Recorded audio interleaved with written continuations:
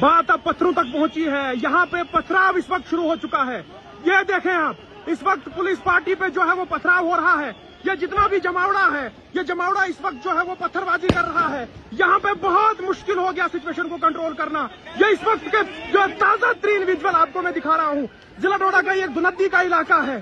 पथराव इस वक्त शुरू हो चुका है। ये आप देख रहे होंगे इस लाइन में कितने जो है वो जनता है। यहाँ पे मुश्किल हो गया है जो है वो जान बचाना। पुलिस बस